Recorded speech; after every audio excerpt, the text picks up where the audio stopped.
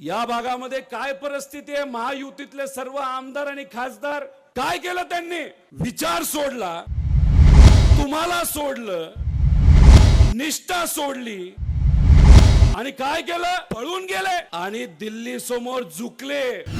राष्ट्रवादीचे युवा नेते आदरणीय रोहितदादा पवार यांना विनंती करतो की आपल्या या सभेला संबोधित करावं।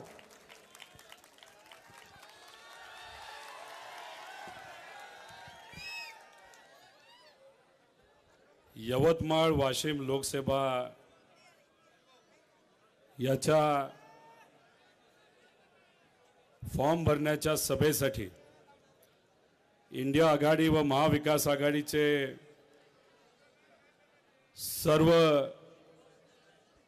पदाधिकाऱ्यांच्या उपस्थितीमध्ये तुमच्या सर्वांचे भावी खासदार संजयजी देशमुख यांच्या सभेसाठी इथं उपस्थित असणारे माझे मित्र आदित्यजी ठाकरे, ज्यांनी आपल्या सर्वांना मार्गदर्शन केलं असे माणिकरावजी ठाकरे साहेब, तसंच इथं उपस्थित असणारे शिवाजीरावजी मोघे, वसंतरावजी पुरके, उपस्थित असणारे मिर्झा साहेब,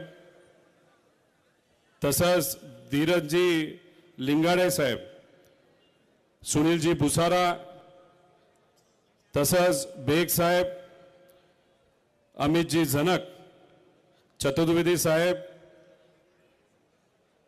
उपस्थित असणारे माजी आमदार कासवाड साहेब, उपस्थित असणारे ययाती नाईक भाऊ,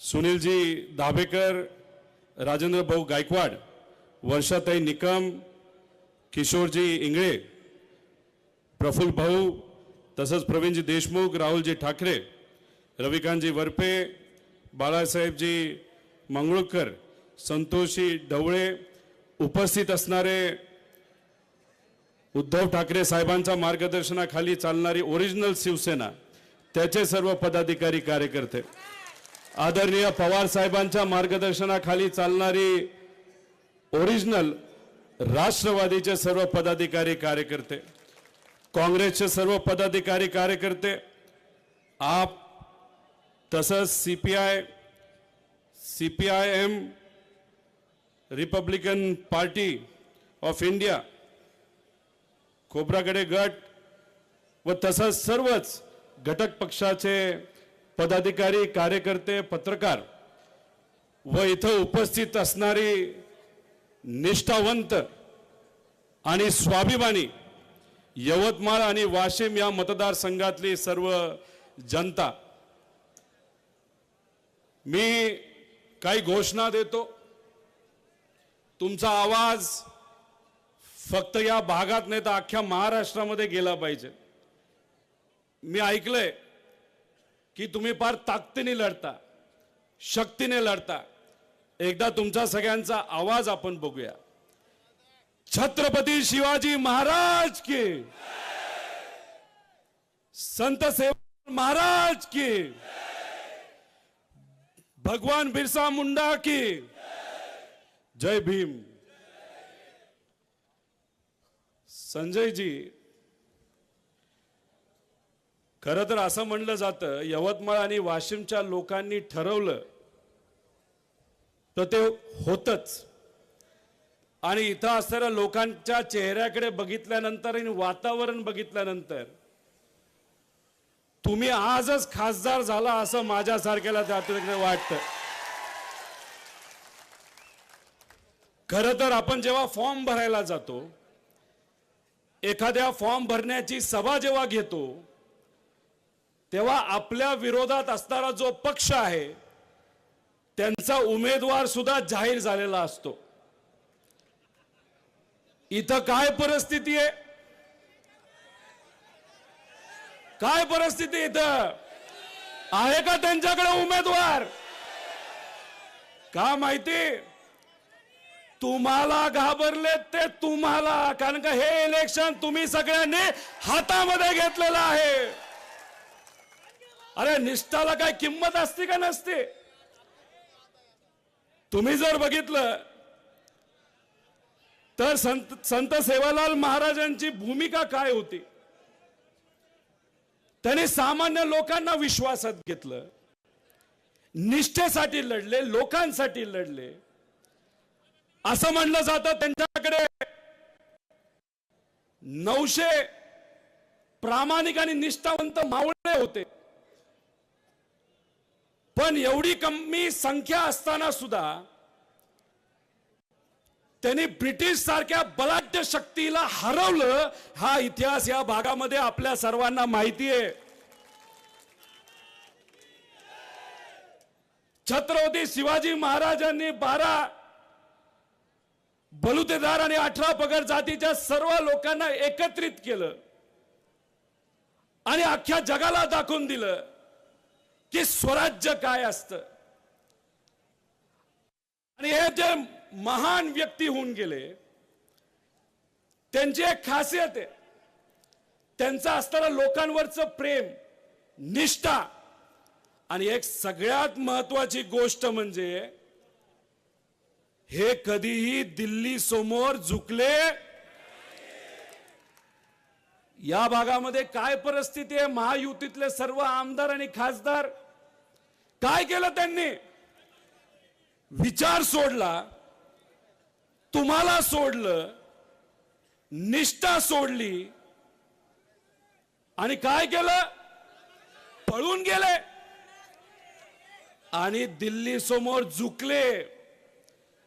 तिकीट मिळावं यासाठी दिल्लीच्या फेरा करता.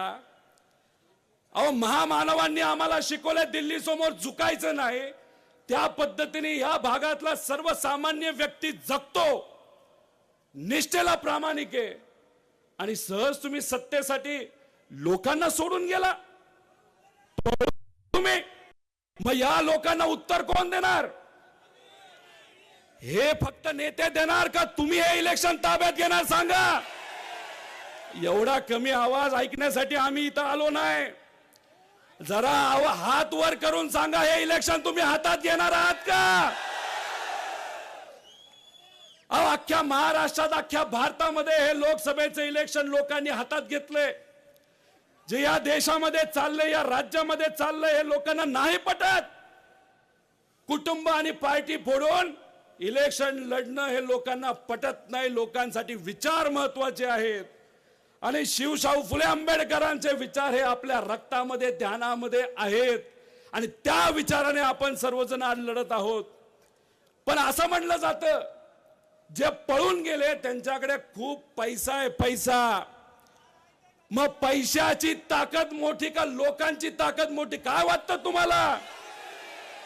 तुमची ताकद मोठी आहे, तुमच्या विचाराची ताकद मोठी आहे आणि या इलेक्शन मध्ये हीच ताकद या सर्व भ्रष्टाचारी आणि पळून जाणाऱ्या नेत्यांच्या विरोधात लढण्यासाठी, राव देशमुख साहेबांना निवडून आणण्यासाठी आपल्याला ही ताकद पाहिजे.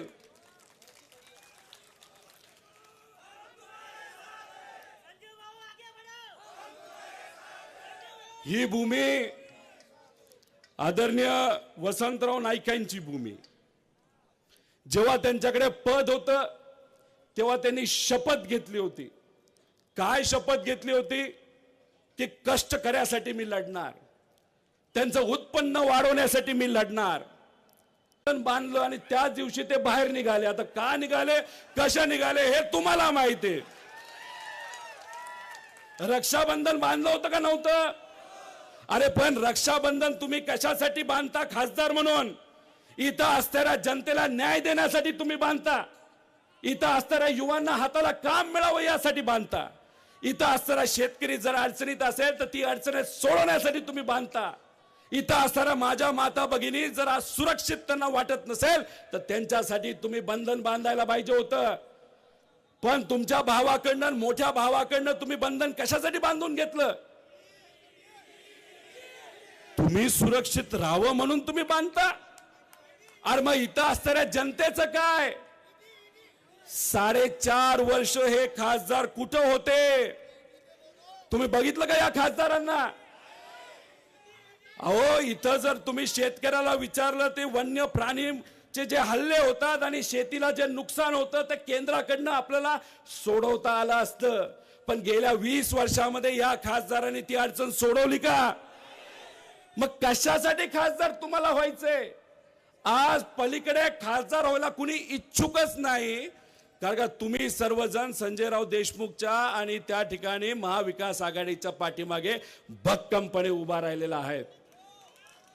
मला देशमुख साहेबांना विचारायचे, देशमुख साहेब तुम्ही भाषणामध्ये बोललात मला खासदार व्हायचं आणि मला माझ्यासाठी खासदार नाही व्हायचं, इथे असणाऱ्या जनतेसाठी खासदार व्हायचं, बरोबर का नाही? मग जर देशमुख साहेब तुमच्यासाठी खासदार व्हायला तयार आहेत, एका बलाढ्य शक्तीच्या विरोधात तयार आहेत, जर त्यांच्याकडे पैसा असताना सुद्धा हा साधा कार्यकर्ता त्या मोठ्या बलाढ्य शक्तीसाठी लढायला तयार आहेत, आणि पलीकडच्या बाजूला जर कोणाला इच्छाच नसेल लढायला तर त्यांच्या पाठीमागे मतदान करून काय करायचंय? आपल्याला लढवया लोकांना, लढवया नेत्याला लढून द्यायचंय, आणि आपल्या महाविकास आघाडीचे इथले भावी खासदार आणि तुमच्या सर्वांचे उमेदवार हे संजयजी देशमुख साहेबांच्या पाठीमागे हे आपल्या सर्वांना तिथं उभं राहायचंय. इथं असणारे काही लोक मला भेटले, त्यांनी मला सांगितलं काही प्रमाणात विकास काही तालुक्यांमध्ये झालाय. मी म्हणलं मग काय झालं? अहो एक एक रोड नाही ते एक एक काम करण्यासाठी 30-30% कमिशन घेतली, दलाली घेतली, आहे का नाही खरं? मग आपापल्या तालुक्यामध्ये तुम्ही गेल्यानंतर तिथं महायुतीचा जो कुठला आमदार असेल, मंत्री असेल, ते जर तुम्हाला सांगत असेल 1000 कोटी रुपये आणले, तर मग 1000 कोटी त्या मतदारसंघामध्ये आले असतील तर त्यांना व्यक्तिगत खिशामध्ये किती रुपये गेले? 300 कोटी रुपये गेले. त्यामुळे विकासासाठी गेले नाहीत, हे स्वाभिमानासाठी गेलेलं नाहीत, हे फक्त स्वतःची घरं भरण्यासाठी तिथं गेलेली आहेत. आणि जे स्वतःचा विचार करतात त्यांना उत्तर हे लोकशाहीच्या माध्यमातून येणाऱ्या लोकसभेलाच आपल्या सर्वांना द्यावं लागेल. मग देणार का? नक्की का? ऊन लय तापले, गरम झाले, तर वातावरण गरम करायचं का नाही करायचं ते तुम्हीच करू शकता. आणि इथं आल्यानंतर तुमच्याकडे बघितल्यानंतर इथलं वातावरण महाविकास आघाडीच्या बाजूने गरम झालेलं आपण सर्वजण बघू शकतो. काय कपाशीची परिस्थिती आज? परवडतं का कपाशी आज? अहो 2014ला जेव्हा भाजप सत्तेत येत होतं त्यांनी सांगितलं होतं पुढच्या 5 वर्षामध्ये शेतकऱ्याचं उत्पन्न आम्ही डबल करू. काय रेट कपाशीचे? 2013ला सुद्धा 6,500 ते 7,000 का 8,000 रेट होते, आणि तुम्ही उत्पन्न डबल करायला निघाला होता. अहो 10 वर्षानंतर तेवढेच रेट राहिले हो. खताचे रेट वाढले, डिझेलचे रेट वाढले, पेट्रोलचे रेट वाढले, आणि कपाशीच्या बाबतीत तुम्ही जीएमचं जे आमचं बियाणं असतं त्याच्यावर काम न केल्यामुळे आमची उत्पादकता कमी झाली आणि आमचा हा कष्टकरी शेतकरी आज अडचणीत आलाय. मग इथं असणाऱ्या खासदाराला तिथं पडलं नव्हतं की तुमच्या भावाला जाऊन सांगायला की आमचं जीएमचं जे काय बियाणं आहे त्याच्यात थोडंसं काम करा, आमच्या शेतकऱ्याला परवडत नाही आणि 7,000 मध्ये त्याचं घर चालत नाही, तर त्याला त्याच्या कापाशीला कुठंतरी 12,000 रेट मिळाला पाहिजे. एवढं धाडस इथं असणाऱ्या महायुतीच्या नेत्याला झालं होतं का नव्हतं? गप्प बसले सगळे. सोयाबीनची काय परिस्थिती इथं? परवडतंय का? अहो तुम्ही विकासासाठी महाविकास आघाडीला सोडून महायुतीमध्ये गेला. इथं असणाऱ्या कुठल्या तरी आमदारांनी जे महायुतीमध्ये आहेत आमच्या पक्षात होते तेही सोडून गेले. आदित्य भाऊ ठाकरेंच्या मतदारसंघात होते तेही सोडून गेले. अरे पण त्या सोडून गेलेल्या लोकांनी तुमचा सोयाबीनचा प्रश्न मांडला होता का नव्हता? अरे मग कसला विकास? फक्त तुमचा विकास म्हणजे सगळा विकास का? मग अशा पद्धतीने ह्या गोष्टी होत असतील तर याचा विरोध हा आपल्या सर्वांना करायचा आहे. पण ते काय म्हणतील तुम्हाला माहिती का? मोदी साहेब तुम्हाला सगळ्यांना वर्षाला 6,000 रुपये देतात आणि शेतकऱ्याला 6,000 रुपये देतात, म्हणजे शेतकऱ्याला विकत घेतला असं ते म्हणत असतील. त्याला उत्तर देणार का? मला स्वाभिमान आहे, तुम्ही दिलेले हे पैसे आम्हाला नको, पण आमच्या सोयाबीनला भाव द्या, आमच्या कपाशीला भाव द्या. जर आमच्या सोयाबीनला आणि कपाशीला 4-5 रुपये जर जास्त किलोला मिळाले तर कदाचित आमच्या हातामध्ये 1.5 लाख रुपये जास्त येतील, पण त्याच्याकडे तुम्ही दुर्लक्ष करता आणि 6,000च्या गप्पा तिथं घेता आणि आमच्या मतं विकत घेता. नाही पटणार, नाही आम्ही सहन करणार, हे सांगण्याची वेळ या लोकसभेला आलेली आहे. अहो, गेल्या वेळेस लोकसभेला काही इतर पक्षाचे नेते उभे होते, पण मी सर्वांना सांगतो 2024 ला होणार नाही. पण चुकून जर भाजप सत्तेत आलं तर संविधान आणि लोकशाही या देशामध्ये राहणार नाही. मग एखादा तिसरा पक्ष इथं उभा राहिला आणि मत विभाजन करण्याचा अजून चालणार नाही. जर असंच जर आपले तिसरा पक्ष कुठला तरी उभा राहिला आणि मतं त्याच्याकडे गेली आणि चुकून जर हेच खासदार जर इथं निवडून आले तर याचं नुकसान हे आपल्या सर्वांना त्या ठिकाणी होईल. त्यामुळे कुठेतरी तुम्ही समजून घ्या, मत फाटाफाटी नको. महाविकास आघाडीचं मशाल या चिन्हावर संजयजी देशमुख जे उभे आहेत त्यांच्या पाठीमागे भक्कमपणे आपल्या सर्वांना तिथं उभं राहायचं. त्यांचा उमेदवार कदाचित बदलला जाईल असंही म्हणलं जातं. संजयजी राठोड साहेबांना कदाचित तिथं तिकीट मिळू शकतं. भावनिक राजकारण चालणार नाही, निष्ठा ही आपल्या सर्वांची महत्वाची आहे. आणि समजा चुकून जर संजय राठोड साहेबांना भाजपकडनं महायुतीकडनं जर तिथं तिकीट मिळालं तर मी त्यांना आव्हान करतो, चित्रा वाघ ताईंना इथं तुम्ही प्रचारासाठी बोलवा. महिलांचा सन्मान आमच्यासाठी महत्वाचा आहे. संत सेवालाल महाराजांनी ही शिकवण आम्हाला दिली, छत्रपती शिवाजी महाराजांनी सुद्धा ही शिकवण आम्हाला दिली. महिलांचा स्वाभिमान हा जपलाच पाहिजे, महिलेचा मान हा केलाच पाहिजे.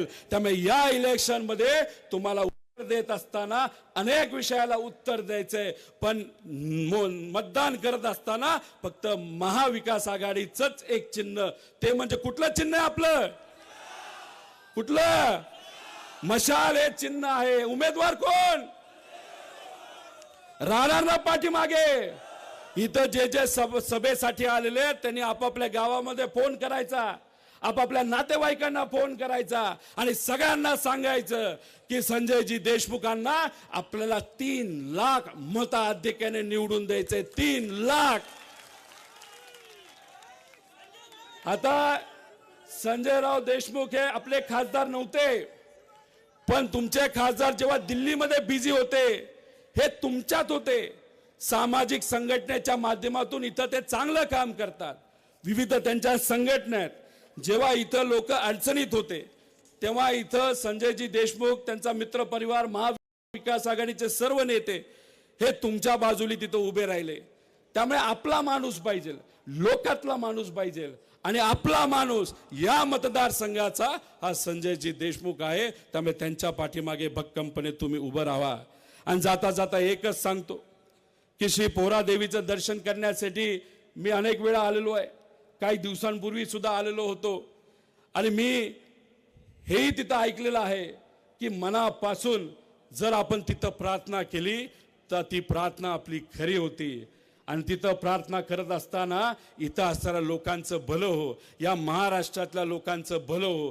हे जे काय तोडाफोडीचं राजकारण बस कर आणि फक्त सामान्य लोकांच्या हिताचं राजकारण याच्या पुढे झालं पाहिजे असा आशीर्वाद आमच्यासारख्या कार्यकर्त्याला दे, असं देवी सोबत तिथं मी प्रार्थना केली होती. पण अजून एक गोष्ट मला माहिती आहे, जे गद्दार आहेत, जे निष्ठावंत नाहीत आणि खास करून जे महिलांचा मान सन्मान करत नाहीत, अशा लोकांना आशीर्वाद देवी कधी देत नाही असं त्या ठिकाणी माझ्यासारख्याला वाटतं. त्यामुळे जाता जाता एकच प्रश्न तुम्हा सर्वांना आहे. पुढे बलाढ्य शक्ती आहे, पैसा आहे, दडपतंत्र आहे, पोलिसांचा वापर केला जाईल, बूथ ताब्यात घेतला जाईल, तेव्हा तुम्ही एकत्रित आल्याशिवाय, तुमची एकत्रित ताकद तिथं दाखवल्याशिवाय तिथं कधी होणार नाही. संविधान टिकवायचंय, डॉक्टर बाबासाहेब आंबेडकरांनी दिलेलं संविधान हे आपल्याला टिकवायचंय, पण त्यासाठी आपल्या सर्वांना एकत्रित यायचंय आणि अख्ख्या भारताला एक संदेश द्यायचा आहे की आमची मराठी माणसं, ते सुद्धा स्वाभिमानी मराठी माणसं, दिल्ली समोर एवढंच मनामध्ये ठेवा आणि ताकदीने लढा. आपल्याला लढायचंय आणि फक्त लढण्यासाठी लढायचं नाही तर लढायचं पण आहे आणि जिंकायचं सुद्धा आहे. एवढंच या ठिकाणी सांगतो आणि आपल्या सर्वांची रजा घेतो. जय हिंद, जय महाराष्ट्र, जय स्वाभिमान. देश विदेशातील प्रत्येक घडामोडींचे लाईव्ह अपडेट मिळवण्यासाठी आता साम टीव्हीच्या सर्व सोशल मीडिया प्लॅटफॉर्मला लाईक, फॉलो आणि सबस्क्राईब करा. तसंच सर्व नोटिफिकेशनसाठी बेल आयकॉन प्रेस करायला विसरू नका.